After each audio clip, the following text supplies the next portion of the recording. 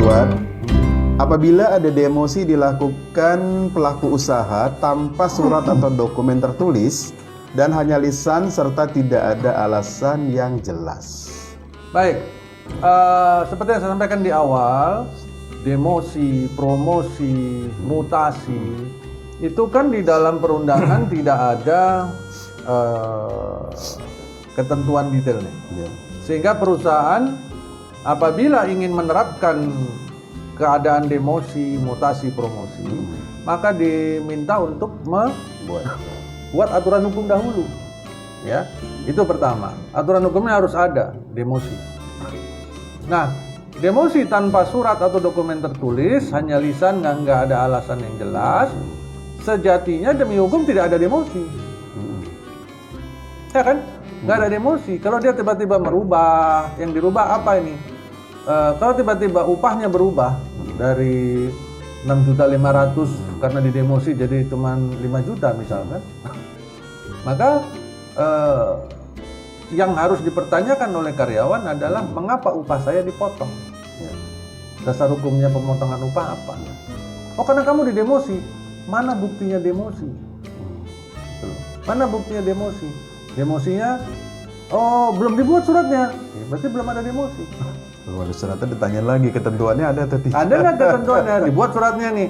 Karyawan harus nanya lagi, dasar hukumnya apa demosi ini? Ada nggak perusahaan bikin aturan tentang demosi?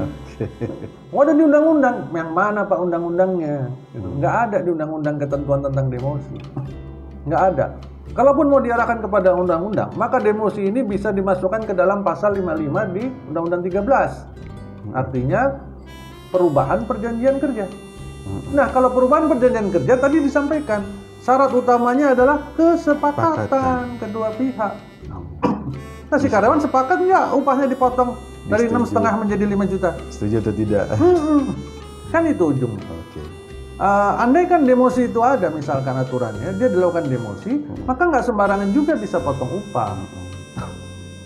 Yang bisa berubah itu adalah upah yang berhubungan dengan jabatannya. Misalkan ada tunjangan jabatan, ya. Tunjangan jabatan grade 10 misalkan 1,5 juta. Terus tunjangan jabatan dia karena diturunkan jadi grade 11, karena dia semakin kecil angkanya semakin tinggi grade-nya. Grade 11 berarti lebih rendah, tunjangannya cuma 500.000 misalkan. Nah, itu masih pantas karena itu tunjangan dan itu berhubungan dengan jabatannya. Tetapi kalau perusahaan itu tidak mengenal tunjangan jabatan, nggak ada pengaturan tunjangan jabatan, gaji dia bulat aja 6,5 juta jadi 5 juta, ya nggak bisa, nggak boleh. Nggak boleh ya. Jadi kalau ini dilakukan oleh perusahaan dan si karyawan tidak dapat menerimanya, maka lakukan proses penyelesaian perselisihan hubungan industrial. Pertanyakan, kemudian masuk ke ranah bipartit, kemudian ke mediasi dan seterusnya, pengadilan dan sebagainya.